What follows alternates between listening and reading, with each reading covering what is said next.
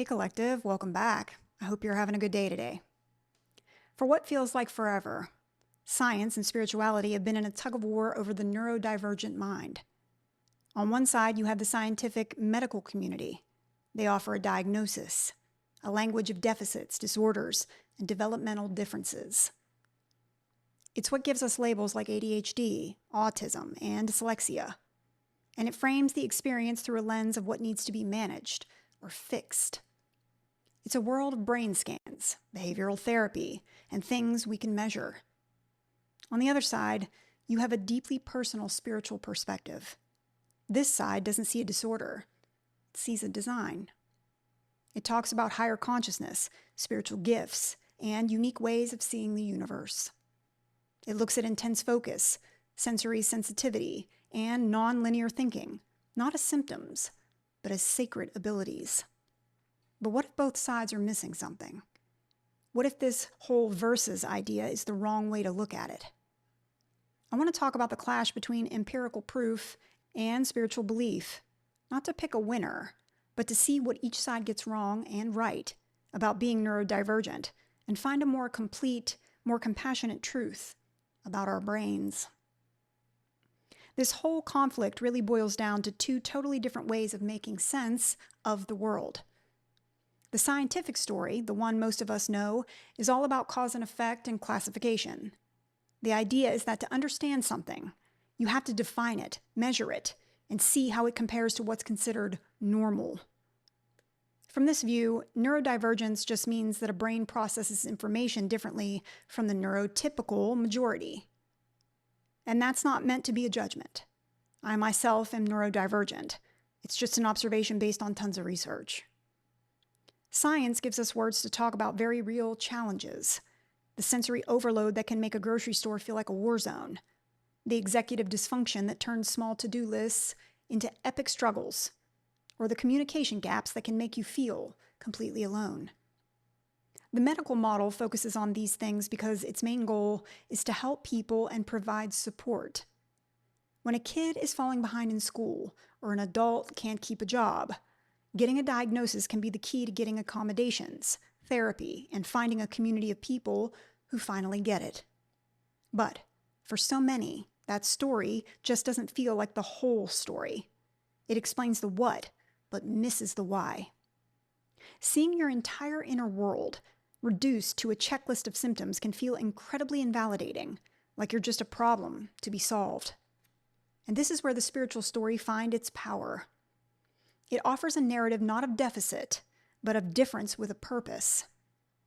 It takes the hyper-focus of an autistic person and sees the seed of deep meditative concentration. It looks at the emotional intensity of someone with ADHD and sees a huge capacity for empathy and compassion. This isn't about pretending the challenges don't exist. It's about reframing them and finding meaning inside the experience. It asks, what if this unique wiring isn't a mistake, but a specific tool set for a specific job? To move forward, we have to get real about what the science can and can't tell us. So just to be clear, neurodivergence isn't a metaphor. It's a real, observable neurodevelopmental reality. When we talk about conditions like autism or ADHD, we're talking about observable patterns of difference in brain structure, brain chemistry, and how neurons connect. For instance, neuroscience suggests that the ADHD brain often has differences in key neurotransmitter systems, including how the brain uses dopamine, which is tied to reward, motivation, and focus. This isn't a lack of willpower. It's a biological reality that affects everything from paying attention in a meeting to just starting a chore. In the same way, research into autism has shown differences in how different parts of the brain talk to each other. The differences in communication might help us understand both the incredible ability to see patterns and the challenges with social cues, which depend on juggling a ton of information at once. Science gives us the crucial foundation. It helps us see that these things are not choices. Neurodivergent people aren't being lazy, rude, or difficult. Their brains are running on a different operating system. That's the gift of the scientific view. It takes away the moral judgment. But here's where science hits a wall. Not because it's failed, but because it's asking a different kind of question. The question of meaning. There is no scientific study that can prove neurodivergence is a spiritual gift in a supernatural or esoteric sense. MRIs can't measure a soul's purpose because that's not a question of data. It's a question of interpretation and belief. Science can notice that traits like heightened pattern recognition are common in neurodivergent people. It can help map what's happening in the brain during meditation and prayer. But it can't say those traits are spiritual gifts. To do that would be to step outside of science and into the world of belief. Science can describe the brain's machinery with incredible detail, better than I ever could. But it can't tell you what it feels like to be a ghost in that machine like I can, or what that machine is for. So if science gives us the what, spirituality gives us the so what. Seeing neurodivergent traits as spiritual gifts isn't a scientific claim. It's an act of finding meaning by viewing it through a different lens. I've always known I was different from a very young age. And growing up in the 80s, neurodivergence wasn't really a thing yet. Autistic kids wore helmets and butted their heads up against walls, had severe cognitive issues, like having a birth defect. By the 90s, sociologist Judy Singer coined the term as a way to reframe neurological differences as natural variations of the human brain, rather than diseases that needed to be cured. Myself and many other kids of my generation just learned how to mask, how to make ourselves like the normal kids. We learned how to adapt, to give teachers and parents what they wanted, even if that meant we had to work 10 times harder to do it. But I knew very early on my brain and thought processes were just different, even from that of my siblings. But people have been seeing neurodivergence as a spiritual gift for centuries, all over the world. Now, this is just a thought experiment. We can't and shouldn't try to diagnose historical figures. But think about it. Many of the people we look up to as mystics or visionaries had traits that might get them a diagnosis today. The prophet lost in a vivid vision. The hermit who leaves society for deep thought. The shaman who is incredibly sensitive to the energies around them. These people weren't seen as disordered. They were seen as uniquely tuned into something sacred. The spiritual gift idea doesn't have to deny the science. It just reinterprets the data. Sensory overload becomes heightened energetic awareness. Hyperfocus becomes the ability to have an unbreakable meditative practice. Struggling with social norms is reframed as living free from the illusions of social pressure. This view argues that the very things that make it hard to thrive in a neurotypical 9-to-5 world might be the exact things that give you an edge on a spiritual path. You can find echoes of this in many traditions. Some Christians might point to the diversity of gifts in the Bible and argue a detail-oriented autistic person has the gift of teaching, or a deeply empathetic person with ADHD has the gift of mercy and forgiveness. In Eastern shamanic traditions, unique ways of seeing the world are often seen as pathways to enlightenment. And you can see why this reframing is so important. It pushes back against the shame that often comes with a diagnosis.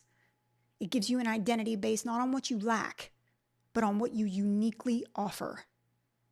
It gives your struggles a purpose. They aren't random. They're a part of a bigger, meaningful journey. I want you to look at your own brain with all of its quirks and say, this isn't broken. It's sacred. Okay, now we've got the two stories. Science gives us an evidence-based explanation for how the neurodivergent brain works. Spirituality offers a meaning-based interpretation for why it matters. And the biggest mistake we can make is thinking we have to choose. The truth about your brain isn't science versus spirituality. It's science and spirituality. A healthy, complete understanding holds both of these truths at the same time. It accepts the scientific reality that neurodivergence involves neurological differences that can create real-world challenges and require support. This is non-negotiable. Denying this is just toxic positivity, and it romanticizes struggles that can completely derail a person's life. Calling something a gift can never be an excuse to deny someone the accommodations, medical care, or therapy they need to get by in a world that wasn't built for them. At the same time, a complete view embraces the spiritual truth that our differences can be a source of incredible strength, unique insight, and deep meaning. Your ability to see patterns no one else does is a strength. Your deep well of empathy is a gift. Your relentless curiosity is a superpower. The spiritual framework gives a voice to these experiences in a way that science, by its very nature, just can't. So maybe the best model is one where we separate the facts from the meaning we give them. Science can tell you that you have ADHD. Your spirit, your beliefs, get to help you decide what that means to you. Maybe it means you're meant to be a creative force. Maybe it means you're meant to help solve crimes. The diagnosis and the meaning can exist together. This isn't about being cured, and it's not about being enlightened. It's about feeling like you truly belong in your own skin and the world, without having to choose between getting help and feeling whole. In the end, asking if neurodivergence is a medical diagnosis or a pathway to higher consciousness is the wrong question. It's both, and it's neither. It's a neurodevelopmental difference that science helps us understand, and it's a unique way of experiencing the world that spirituality can help us find meaning in. The real truth about your brain is that it's your brain. It's not a problem to be fixed or an idol to put on a pedestal. It's a complex, beautiful, and sometimes frustrating instrument for experiencing reality. To honor it, you should use every tool you have, from the latest neuroscience to the most ancient wisdom. It asks us to be both critical thinkers and open-hearted mystics. So maybe the ultimate truth isn't a neat answer at all. It's a better question. How can we create a world that not only accommodates the challenges of our neurodivergent brain, but also celebrates the unique and powerful gifts it has to offer? Until next time, friends, keep healing. See ya.